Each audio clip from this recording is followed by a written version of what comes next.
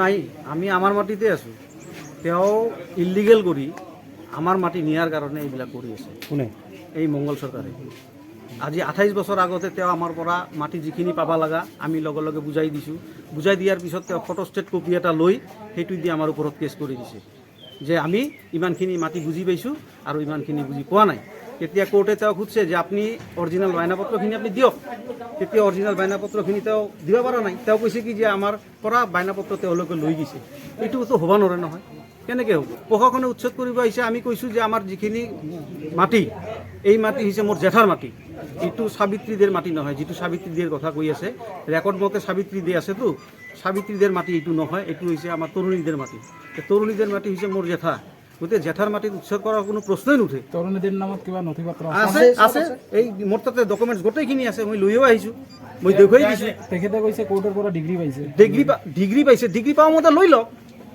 আমার তো আপত্তি নাই আমি তো কই আছো কিয় দম দি লোৱা নৰে আৰু আমাৰ যে মাটি হয় তাৰ কাৰণে আমাৰ জেঠাৰ কাগজপত্ৰ নথিপত্ৰ মই সব লৈ আহিছোঁ কোৰ্টৰ দ্বাৰস্থ হৈছিলোঁ মই কোৰ্টে মোৰ কেছটো লোৱা নাই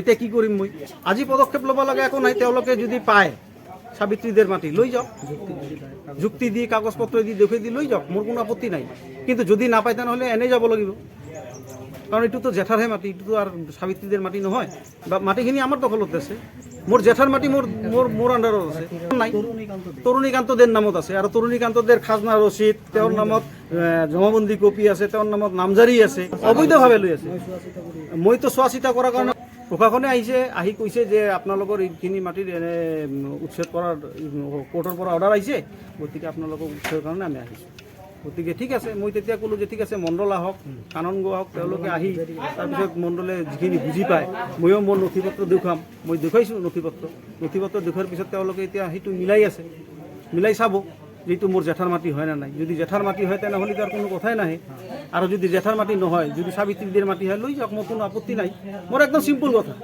আমাৰ ইলিগেল কৰিব লগা কোনো কথাও নহয় আমি পুৰণি মানুহ ইয়াতে আৰু একজনৰ কথা আছে সেইজন হৈছে এই মাটিখিনি কিনাৰ পিছতে যেহেতু এক দাগ এক পাট্টাৰ যদি কিবা এটা গৰমেল থাকে সেই মাটি দ্বিতীয়বাৰ কিন্তু কোনো ব্যক্তিক বিক্ৰী কৰিব নোৱাৰে বুলি আমি জানো কিন্তু মঙ্গল চৰকাৰে 2 নম্বৰী কৰি এই মাটিৰ পাৰমিশন ওলাই বেলেগৰ তাতে বিক্ৰী কৰিছে আৰু সেই মাটিখিনি এতিয়ালৈকে বুজাই দিব পৰা নাই আজি 14 বছৰ হ'ল মানুহজনো ইয়াতে আহিছে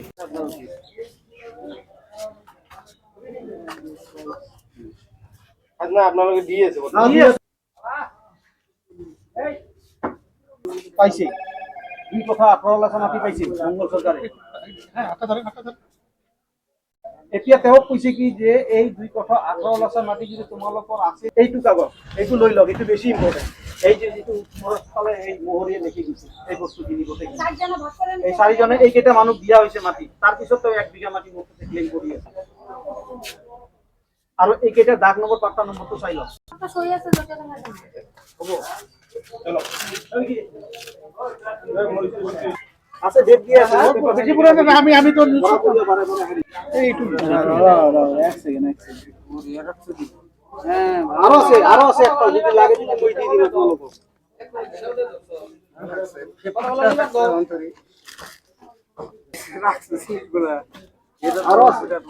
আরো আছে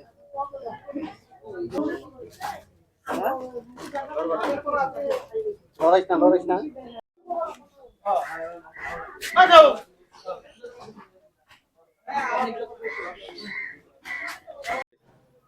নাই মই এই মাটিটো কিনিলো খুব ভাল ভাবত আপোনাৰ তেওঁলোকৰ লগত মালিকৰ লগত মোৰ খুব ভাল সম্পৰ্ক আছিল তেওঁলোকৰ মাটিটো কিনিলো তেওঁলোকৰ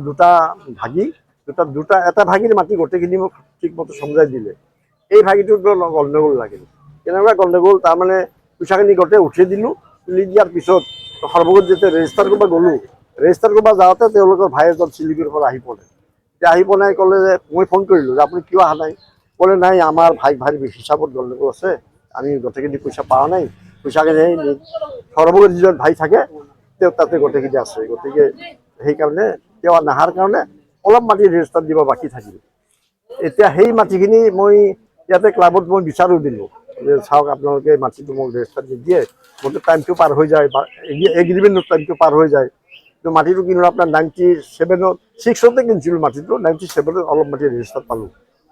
তাৰপিছত মই ক্লাবত যেতিয়া টাইমটো অভাৰ হৈ যোৱাৰ পাছত আমাৰ জ্ঞানোদয় সংঘই ক'লে কি আপোনাৰ তেতিয়াহ'লে আইনৰ আশ্ৰয় ল'ব লাগিব আপুনি। মই আইনৰ আশ্ৰয় ল'লোঁ। লোৱাৰ পিছত মোৰ 2098ৰ পৰা যেতিয়া কেছটো চলাতে আপোনাৰ মোটামুটি 2-3 বছৰৰ ভিতৰত কেছটো শেষ হ'ল। তেওঁলোক গোটেইকেইটা ভাই ক'লে যে আমি পইচা পাইছোঁ, মাটি চমজাই দিছোঁ, গতিকে আমাৰ একো নাই। তেতিয়া মেজিষ্ট্ৰেটে ক'লে কিয় আপুনি ৰেজিষ্টাৰ আপোনালোকে দিয়া নাই? বোলে আমি ভাইকেইটা একেলগে হ'ব পৰা নাই, হিচাপটো আমাৰ গণ্ডগোল হৈ আছে, আমি দি দিম। তেতিয়া কোৰ্টৰ পৰা 1.5 মাহৰ ভিতৰত ৰেজিষ্টাৰ দিবলৈ ক'লে। তেওঁলোকে আকৌ নিদিলে ৰেজিষ্টাৰ। নিদিয়াৰ পাছত মই আকৌ কোৰ্টত জনালোঁ। তেতিয়া কেছটো আকৌ চলাৰ পিছত আকৌ এবাৰ মোৰ ডিগ্ৰী দিলে কেছটো এই লোৱাৰ কোৰ্টে।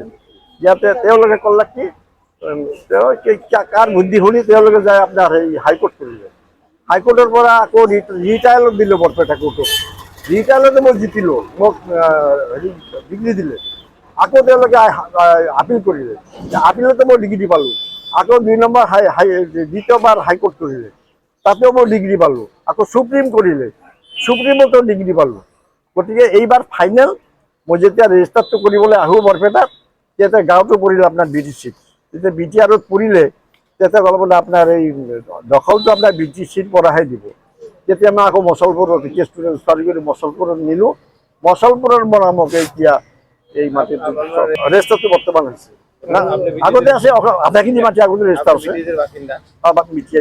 মই ইয়াতে মোৰ ঘৰ এই পৰিয়ালৰ মানুহে কৈছে তেখেতসকলে কোনো ধৰণৰ আগতীয়াকে নটিচ পোৱা নাই জাগাখিনি খালী কৰা।